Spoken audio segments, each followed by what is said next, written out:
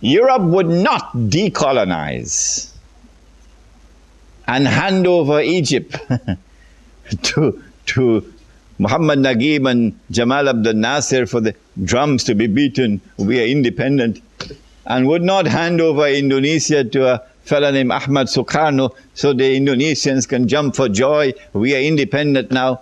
And they would not hand over Malaysia to a fellow named Tunku Abdul Rahman, and they would not hand over Pakistan to another fellow named Muhammad Ali Jinnah, etc., etc., etc., etc. And all the natives start dancing, drum beating. We have something called independence. While Europe is laughing its head behind the wall. Look at them. Blind like bats. Europe would not decolonize until Europe was ensured that a new financial system was in place in which real money was now replaced by paper money.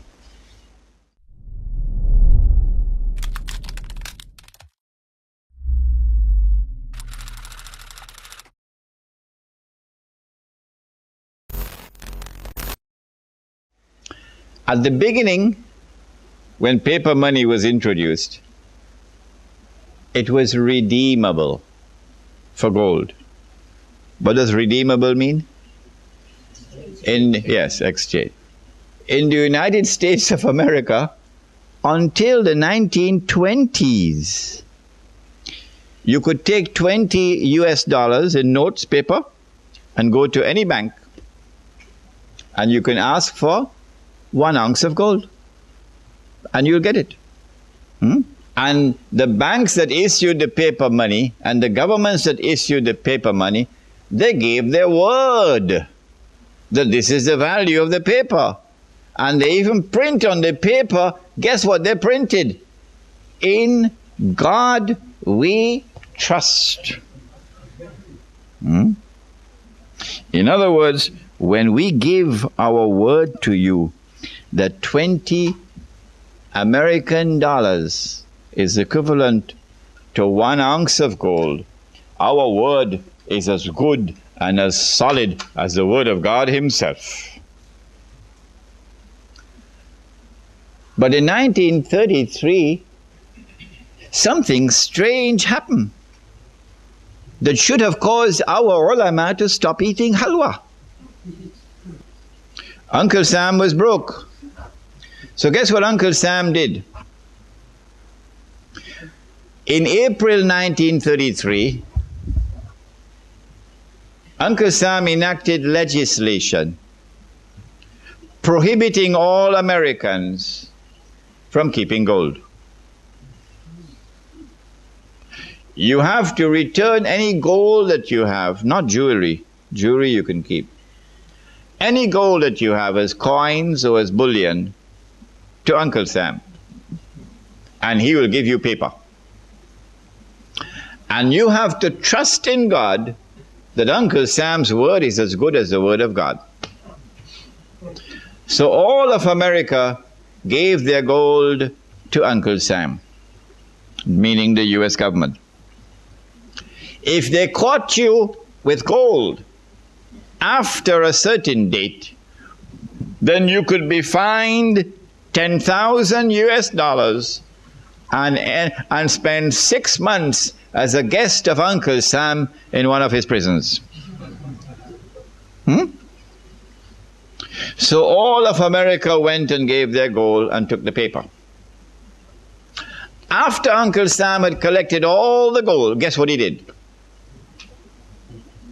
He gave his word, but he changed his word. This is called values. These are the people who today rule the world. They gave their word and they broke their word. Uncle Sam changed the price of gold from $20 an ounce of gold to $35 an ounce of gold. The American people woke up that morning and said, our own government ripped us off. Yes, it was your own government that ripped you off. And then Uncle Sam made it known, you better come back and buy your gold quick before I change the price again. So the American people had to go and buy back their gold from Uncle Sam at $35 an ounce. And in the process, Uncle Sam ripped off the American people of almost half of their wealth. The Prophet said, sallallahu ta'ala alayhi wasallam, this transaction is one based on deception, through which you get a profit to which you are not entitled. The Prophet alayhi salatu wasalam described this as riba. Why did this happen? Because the difference between real money and paper money, money which is sunnah and paper money, is that money which is sunnah is money in which the value of the money is in the money. Someone should teach that to the Saudis. Go teach it to the Saudis who want to teach Islam to all the rest of the world. Go teach it to the Saudis. The value of the money is in the money. The definition of the paper money is that the value of the money is no longer in the money. And so the value can be changed. Every time the value is changed, the value goes down. What happens when the value of money goes down? The first thing is that there is a massive transfer of wealth from the masses to that predatory elite, which in this case was the government, Uncle Sam. The masses lost half of their wealth, almost half. That's the first thing that happens when the value of the paper money goes down. What's the second thing that happens? The answer is this. I worked for the whole month. I got my salary in gold. Could buy a camel. Took it home. Put it underneath the pillow. Took it out after 5 years. You could still buy the camel. 10 years, you could still buy the camel. But when I get my salary in paper now, you could buy a camel, take it home, put it underneath the pillow. A few years later, when I take it out, can't buy a camel anymore. Could only buy a jackass now.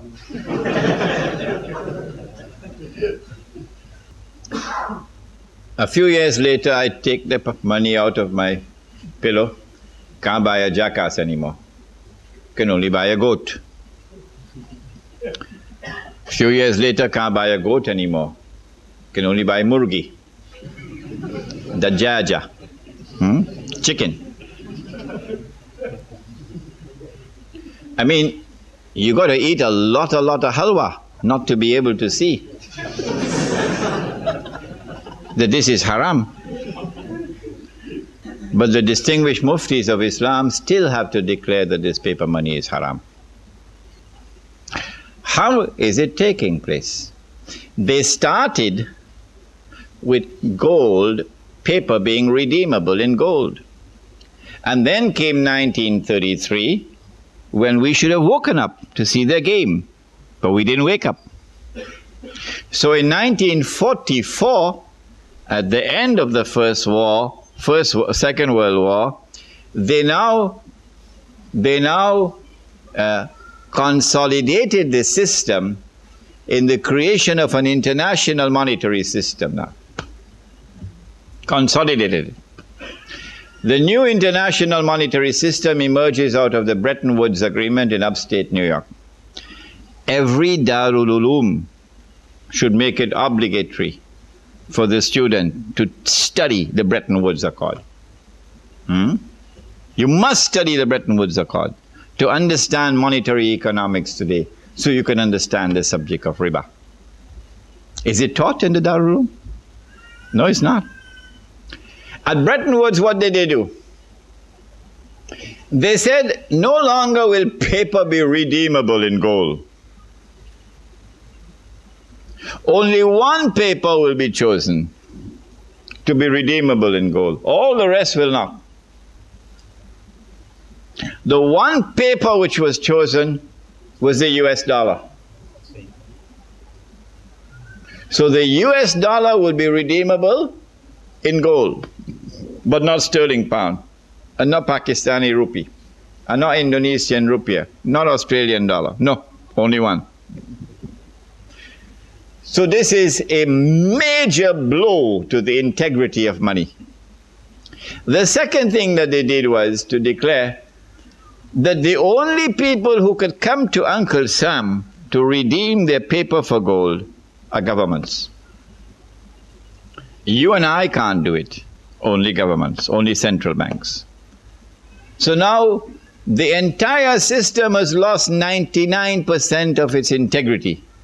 It has only 1% left of integrity, but those fellows are still eating halwa. 1% integrity left. That governments, central banks can go to Uncle Sam with their US dollars and demand the gold. Nobody did. From 1944 to 1971, nobody did. The Vietnam War took place in the late 60s, and Uncle Sam printed a lot of paper to finance the war. And Uncle Sam didn't have the gold to back that paper. At Bretton Woods, they had fixed the price of gold at $35 an ounce. Fixed. It is there in the Bretton Woods Accord. Uncle Sam didn't have the gold to back all that paper. So in September 1971, the British government came in one Friday evening, perhaps, with $3 billion and said, Uncle Sam, we want the gold. Uncle Sam knew that the game was up. The game was up. Because come Monday morning, guess who is going to be at the front of the line? Saudi Arabia. Or who behind Saudi Arabia? Kuwait. Huh? And a whole long line of people, of government, central banks, we want the gold. So Richard Nixon retired to Camp David, and then on Sunday he had addressed the American people, and he said, we gave our word, but we don't have to keep our word. I have directed the Secretary of the Treasury to take the action necessary to defend the dollar against the speculators. I have directed Secretary Connolly to suspend temporarily the convertibility of the dollar into gold or other reserve assets, except in amounts and conditions determined to be in the interest of monetary stability and in the best interest of the United States.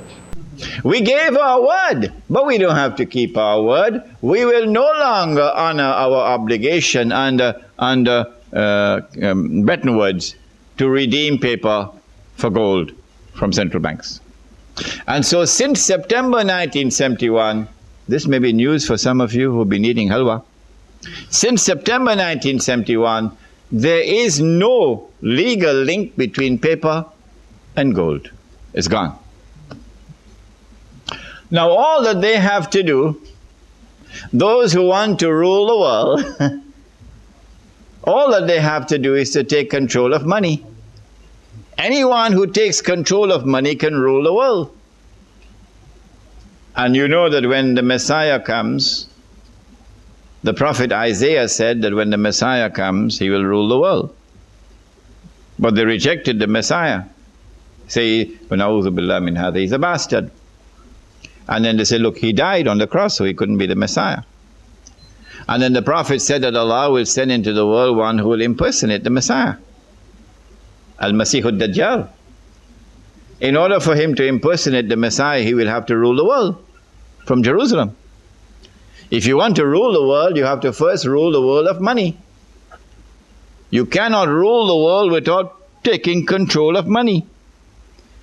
In order to take control of money, the first thing that you do is to replace real money with paper money. The second thing that you do is you de-link paper from gold. And when paper no longer has any link with gold, you now start attacking the paper so it goes down and down and down and down. When the paper money goes down and down, there's number one, a massive transfer of wealth from the masses to that blood-sucking predatory elite. The second thing that happens is that wages lose value because prices are going up. As wages lose value, people are now imprisoned in something called slave wages. Slave wages. Slave wages. And when a man is imprisoned in slave wages, you have in fact enslaved him. When you enslave a people, you can now control them. You can now rule them.